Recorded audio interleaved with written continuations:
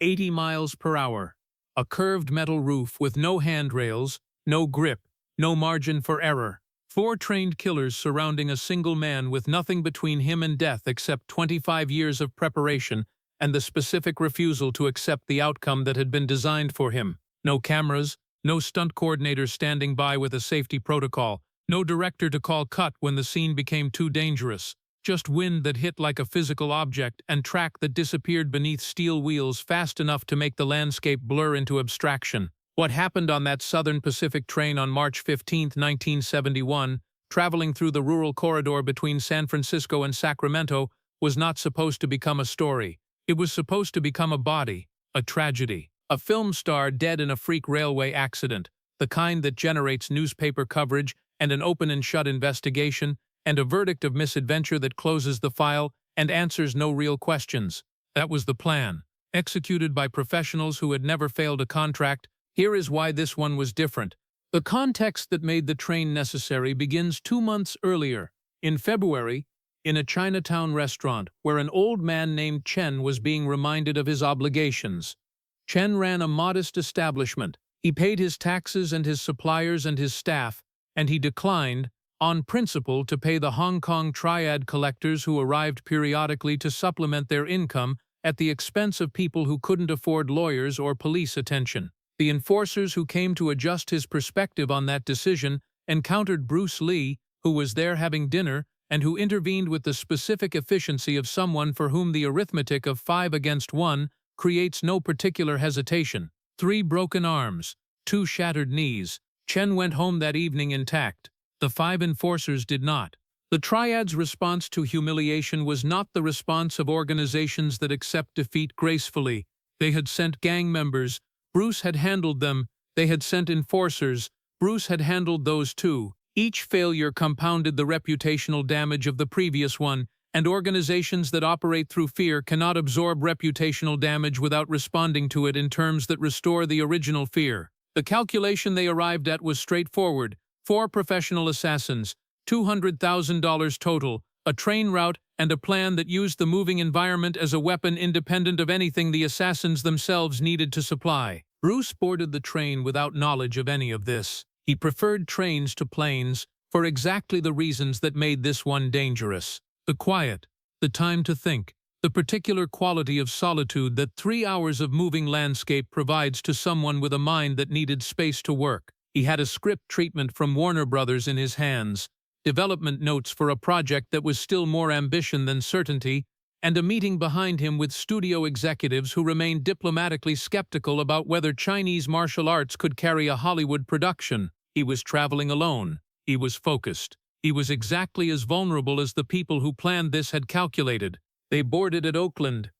4 men, large, carrying themselves with the specific economy of movement that military training produces and never fully removes. They gave no indication of coordination as they moved through the cars, positioned themselves, waited for the train to clear city limits and push into the rural stretch where speed was unrestricted and intervention was structurally impossible.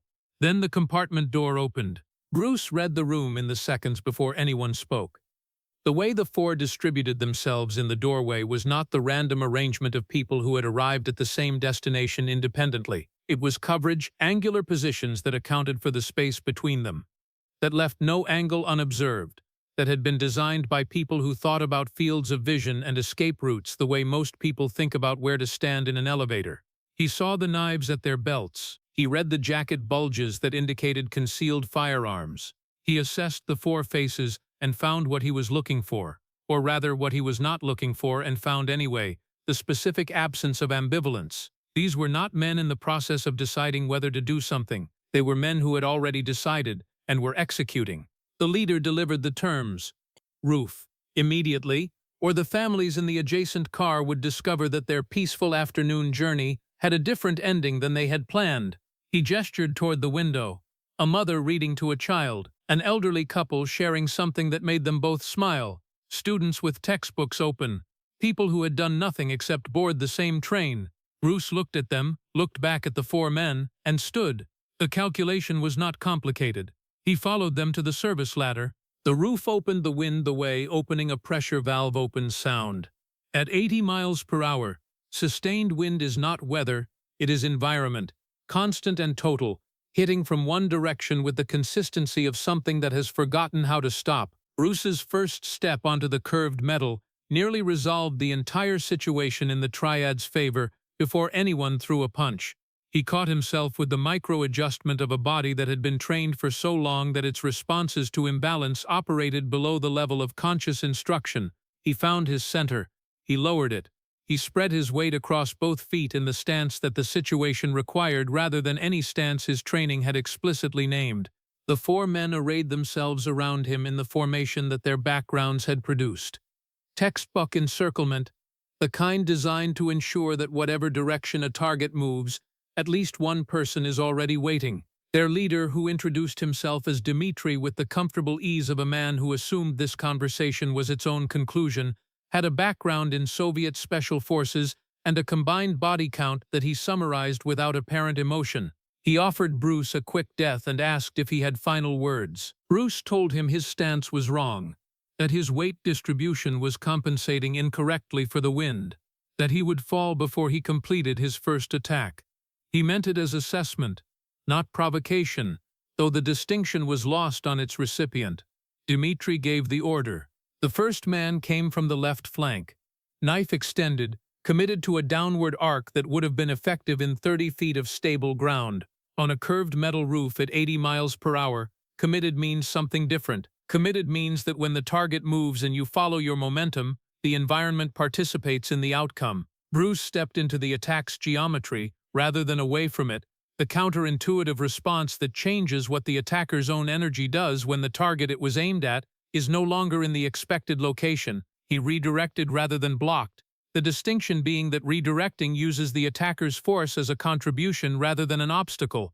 The man's trajectory continued beyond its intended destination, and at 80 miles per hour, the edge of a train roof is a boundary with no appeal process. The wind did the rest.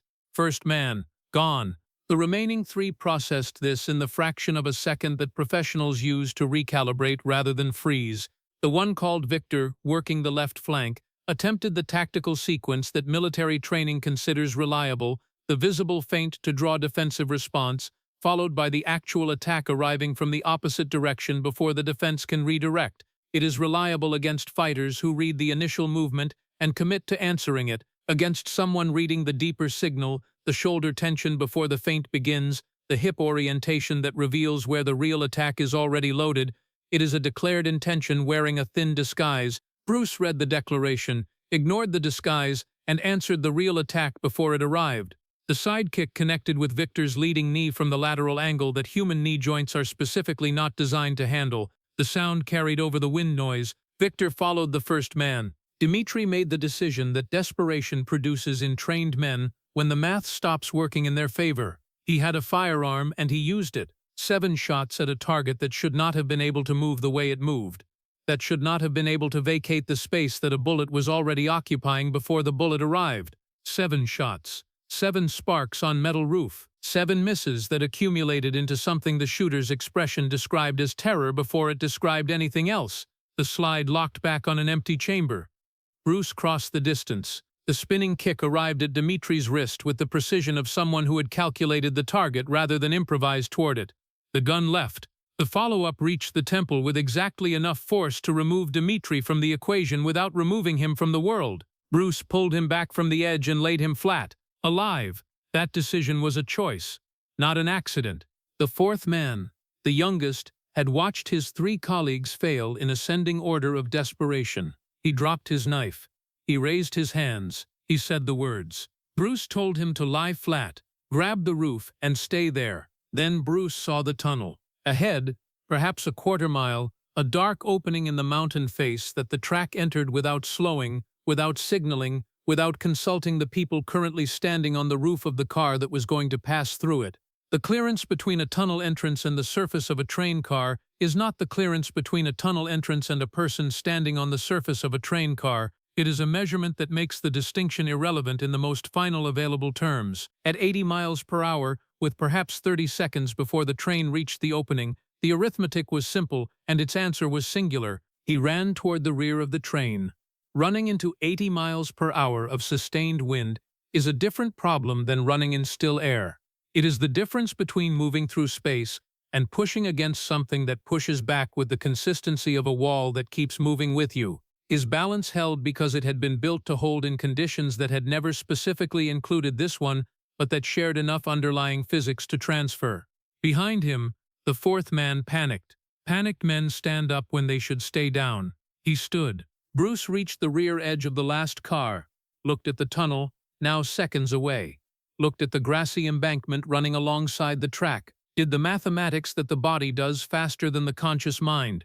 Velocity, angle, trajectory, the landing zone, the probability distribution of outcomes. He jumped sideways, away from the track and toward the embankment, with the lean of someone who understood that the goal was not to survive the jump, but to survive the landing, and that those two things required different calculations. The ground arrived. He hit, tucked, distributed the impact across the broadest available surface of himself, kept rolling until the momentum that 80 miles per hour generates had completed its negotiation with friction and gravity, and stopped. He lay still for several seconds, conducting inventory, fingers, toes, the verification that everything connected to everything it was supposed to connect to. Bruised, battered, in the way that a person is battered after hitting the ground at speed and surviving it. Unbroken, breathing. He sat up in time to watch the train disappear into the tunnel. He heard the sound from inside the mountain that confirmed what the fourth man's decision had cost him. Bruce walked 3 miles to the nearest town and called the police. The report he gave was accurate and complete. The train conductor confirmed that 2 unconscious men had been found on the roof when the train reached Sacramento. The bodies of the others were recovered in the days that followed. The investigation produced a file that documented a contract killing gone catastrophically wrong, 4 men sent to do a job that turned out to be substantially different from the one they had prepared for, and 1 target who walked 3 miles to make a phone call and then presumably went back to thinking about the Warner Brothers development notes he had left in his compartment. The studio heard about it. The way studios hear about everything that happens to people whose projects they are developing. A film star who had survived a professional assassination attempt on a moving train roof was a different conversation than a film star whom skeptical executives needed convincing was worth their investment. Enter the Dragon was greenlit, the film that would make Bruce Lee's name permanent, that would carry everything he had built and believed and trained toward into every country on Earth, moved from concept to production. History has a way of turning on the moments that were supposed to prevent it. March 15th, Northern California. A contract worth $200,000 and the certainty of 4 professionals who had never failed, against 1 man who had spent 25 years preparing for worst-case scenarios without ever being told what this specific one would look like. The wind at 80 miles per hour doesn't care what your credentials are. The curved metal roof doesn't make accommodations for your training history. Physics offers no exceptions and accepts no appeals. On that afternoon, on that route, 1 man found the available exceptions within a system that claimed to have none. He walked away from it. The plan that was designed to make him disappear made him instead impossible to ignore. That is the story. That is what the train roof settled, permanently, at 80 miles per hour in March of 1971, before anyone who needed to know had been told that it was possible.